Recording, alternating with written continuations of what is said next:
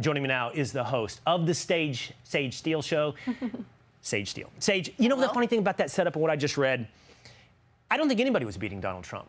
Yes, it's true they lied about Joe Biden's mental acuity, but run out Gretchen Whitmer, run out Beto, run out whoever it was going to be, they were going to lose to Donald Trump.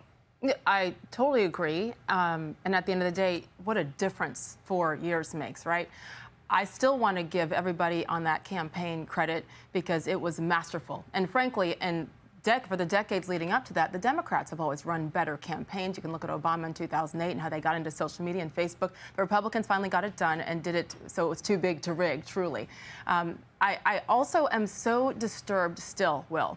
And I want to make sure that the media continues to cover this. We have to continue to pound the table to get answers here because we are so lucky as a country, as a society, that we didn't get attacked, that this didn't get really, really ugly, because if those of us on the outside could see it and feel it, how about our enemies? How about people across the world? We were so vulnerable more than ever before, I think. And the fact that nothing happened is such a blessing, especially from the moment of that June 27th debate.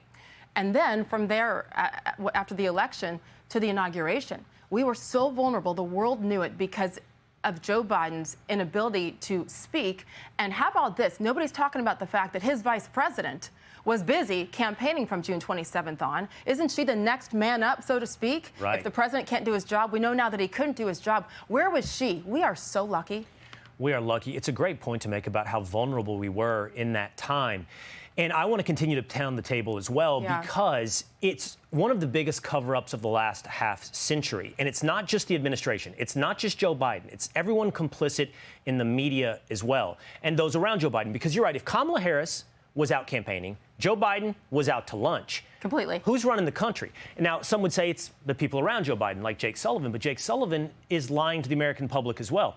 There's this story, the New York Post has it, where Biden forgot the name of Jake Sullivan, of the man who might have been running the country, according to a new book that's out right now by someone who lied to the country for a long time. Yes. Jake Tapper.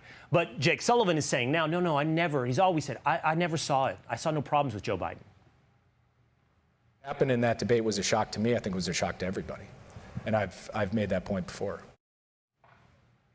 So we have to pound the table because those same people They're full of it. And they'll lie to us again, Sage. And they have, and they continue to. I don't know if you remember this, but March, April of 2021, a couple of months after Joe Biden took office, I interviewed President Biden. I was on the SportsCenter set at ESPN, and it was talking about what happens because of the racist voting laws in Georgia. Should they move the Major League Baseball game out of Atlanta? All that drama. I talked to him before the interview began, Will. There was the chit-chat time beforehand. I was concerned.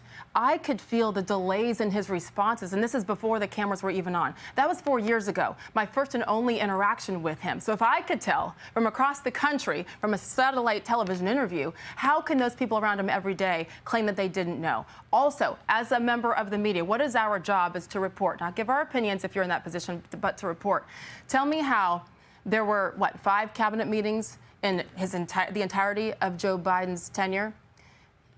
He didn't take any questions from the media after those cabinet meetings. What has Donald Trump done in his first 3-4 months in office? He's had 3 of them. He's taken 90 questions, Will. So as a reporter, don't you have to say, why aren't we allowed to ask questions of the commander-in-chief?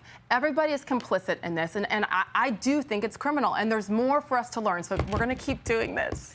I smile when you say that because he takes a lot of those questions during the 4 o'clock hour, and we welcome the president and his executive order signings and press conferences right here. Love it. On the Will Cain Show. All right, Sage, it's great to see you. Best of luck with the Sage Steele Show. Thank you so much. By the way, teammates from back in the day at ESPN, and it continues. Who knew on Fox News? Thanks, Sage. Great to see you. Hey, it's Will Cain. Click here to subscribe to the Fox News channel on YouTube. It's the best way to get our latest interviews and highlights. And click to subscribe to the Will Cain podcast for full episodes right now.